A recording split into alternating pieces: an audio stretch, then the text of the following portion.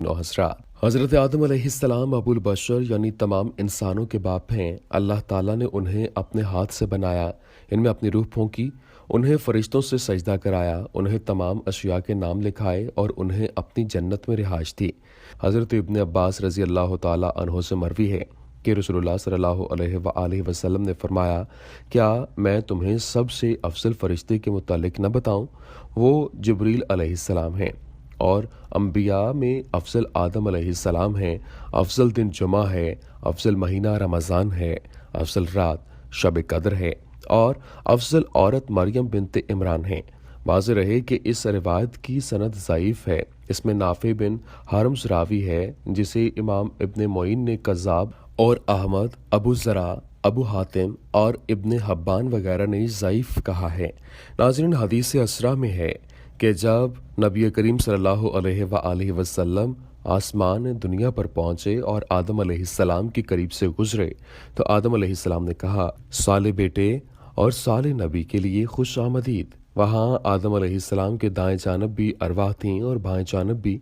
वो अपने दाएं जानब देखकर मुस्कुराए और बाएं जानब देखकर रो पड़े। ये देखकर हुजूर नबी करीम सल्लल्लाहु अलैहि वसल्लम ने जिब्रील अलैहिस्सलाम से दरियाफ्त किया कि ये कौन है। उन्होंने जवाब दिया कि ये आदम अलैहिस्सलाम हैं और इनके इर्द गिर्द इनकी औलाद की अरवाह हैं। दाएं जानब वाले चूंकि जन्नती हैं इसलिए वो उन्हें देखकर मुस्कुरा देते हैं और बाएं जानब वाले जहन्नुमी हैं इसलिए वो उन्हें देखकर रो देते हैं। जन्नत में हजरत आदम और अम्मा हव्वा अलैहिमुस्सलाम का रिश्ता महज एक रफीक का था या मियां बीवी का, इस बारे में कहीं कोई सराहत मौजूद नहीं। ताहम इस अमर पर कम बेश तमाम मजहबी कुतुब, मुअर्रिखीन और मुहक्किकीन मुत्तफिक हैं कि आदम व हव्वा अलैहिस्सलाम में अज़दवाजी ताल्लुकात न सिर्फ उनके ज़मीन पर उतारे जाने के बाद कायम हुए बल्कि औलाद आदम की इब्तिदा भी इसी वाक़े के बाद हुई।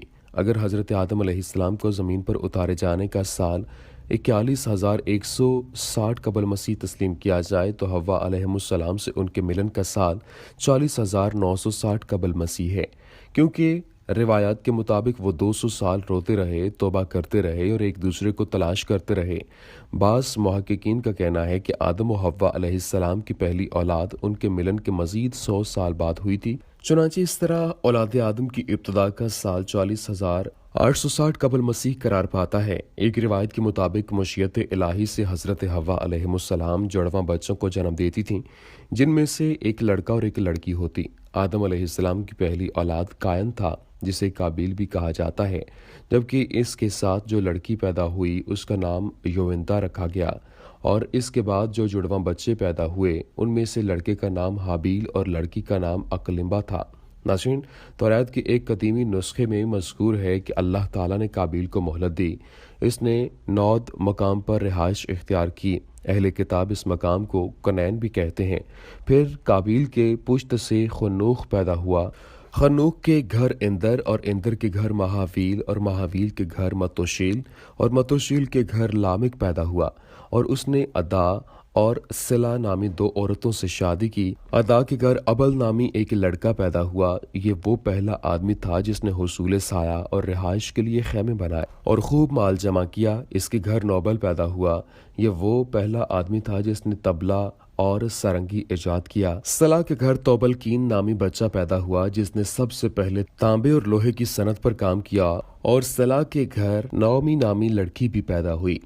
इस तौरात में भी मकतूब है कि आदम अलैहिस्सलाम ने अपनी बीवी हव्वा अलैहिस्सलाम से कुर्बत इख्तियार की तो उनके घर एक बच्चा पैदा हुआ जिसका नाम उसकी माँ ने शीश रखा।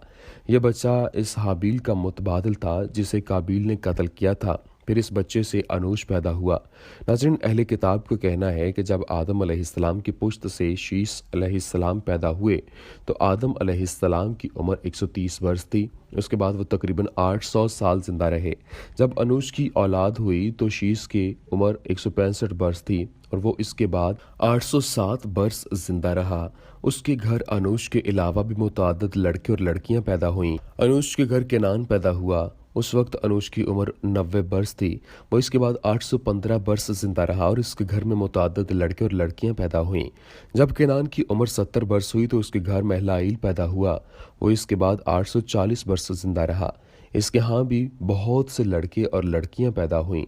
जब महलाइल 65 बरस का हुआ तो उसके घर यर्द नामी लड़का पैदा हुआ। वो इसके बाद 830 साल तक जिंदा रहा और उसके यहाँ भी बहुत से लड़के और लड़कियां पैदा हुईं।